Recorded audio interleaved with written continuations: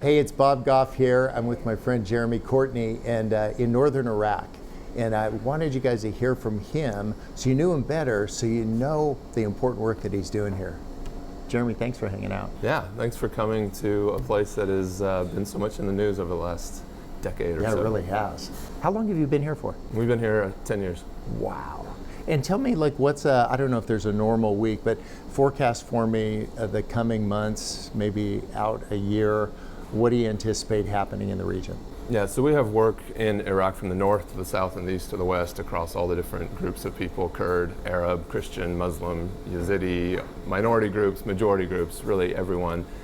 And we've been doing that for about 10 years, which has given us a really interesting kind of perspective of the whole country. And we've come to love all these different groups of people in all their different ways and all their politics and all their idiosyncrasies and unique cultures. And it's compelled us to really show up on the front lines for these people when they're attacked by groups like ISIS, or they're attacked by the militias that exist to fight ISIS, or whichever way that kind of ends up playing out. And so we really find ourselves going to the front lines wherever people need it as much as possible. Places like Fallujah that have become so infamous around the world.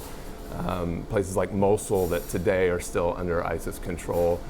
And we try and show up on those front lines places with food and water and shelter and all the things that we need as people to just survive and make it through the day. And then we help these communities turn the corner from aid, where people are just showing up and handing them things. We try and engage in economic development, so they're turning the corner toward a place of empowerment, standing on their own 2 feet again, earning money for themselves, and finding a way back home.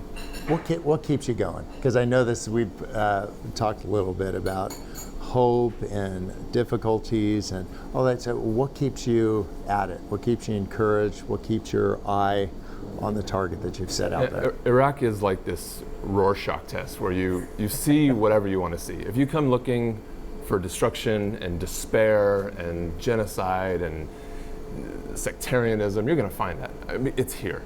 But there's so much more to see than just that negative stuff here. I mean, every day in every community, Kurd, Arab, Christian, Muslim, we see these signs of life. We see this resurrection that exists on the other side of death. I mean, we've stood over the mass graves. We've met people in the desert carrying dead bodies on the way out of Fallujah. I mean, and there is a life that exists on the other side of that death that continues to inspire us and just cause us to dig in more and more and more, because we want to see more people pass through that valley, which is so painful and so difficult, because we know that somewhere out on the other side of that, there's a life that exists again for them, and we want to be there to usher them to that and through that and celebrate with them when they get there. Some of the people that'll be listening in with us will be people in leadership, and they're trying to lead businesses or churches or families, or they're trying to do all the things that you're trying to do.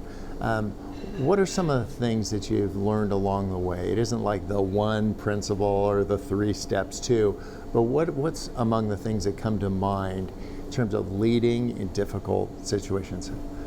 If you had 5 minutes to just talk to one of these leaders that's listening in, what would you tell them about leading in difficult times? Share the credit and own the blame.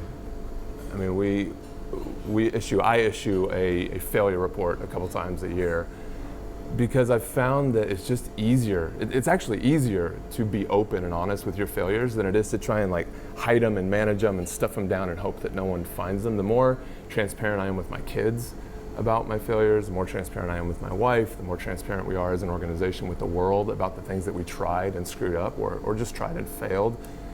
It actually gives a sense of cover. That transparency actually makes the whole thing easier, because no one can ever like get you. Like they can't find that thing that you were hiding and then out it. And that's that whole dynamic of just reflecting and then owning the things that you screw up and then being transparent about that has been liberating for us. Oh, it's beautiful.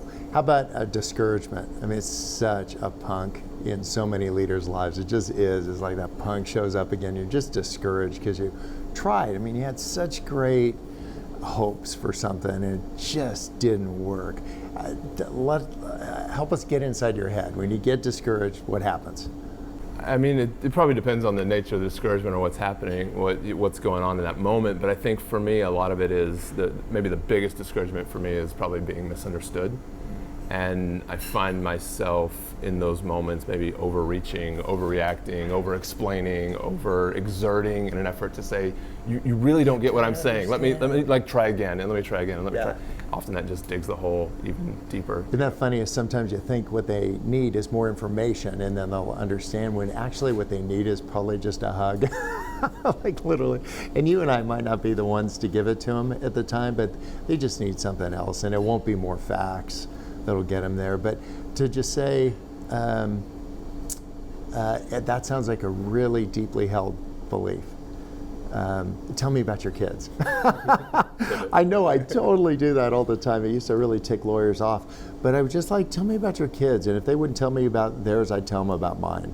And and that idea of being constantly misunderstood when you love people extravagantly, it's just going to happen. I mean, Jesus comes and they killed him. Just being misunderstood. And so when your feelings get hurt, how do you react? And I'll start by telling you, I totally tortoise. I like pull my legs in, my head in. I totally do a tortoise. My feelings get hurt. And you'd think it wouldn't be that way. I mean, like, I'm a trial lawyer. But down, I show it differently on the outside, but inside I'm just like every tail, head, legs inside. How do you react? Yeah, I often talk about this posture of like getting my fists up. Like I can get very, I may think that I'm getting defensive, like I'm just trying to deflect your blows or get ready for your blows, but often how it manifests itself is a more aggressive kind of dynamic. So I'm learning, it's a daily thing, but I'm learning that when I start to feel my fists clench, at least internally, that to remind myself to like release that and just try to reach out somehow. And like that very physical posture of reaching out, it actually releases something inside of me, and it causes my internal fist to kind of unclench and be more serving or deferential or listen better as well. Yeah, I was thinking about that scene in Hook where the lost boy grabs Peter Pan, who forgot who he was, and he was like, "There you are, Peter." And I could see when you were doing that, I'm like, it's like you grabbed yourself and go like, oh, that's like actually who I really am. And so for me, like skid marks to a stop. If I go like, oh, I'm so not doing this thing well, to stop and then just say, man, sorry, my bad. Let's talk about my kids or yours. Oh man, thank you for making time. Thanks for coming to a place that we love to serve people that we love. I'm so proud of you and what you're doing here. Thanks, brother.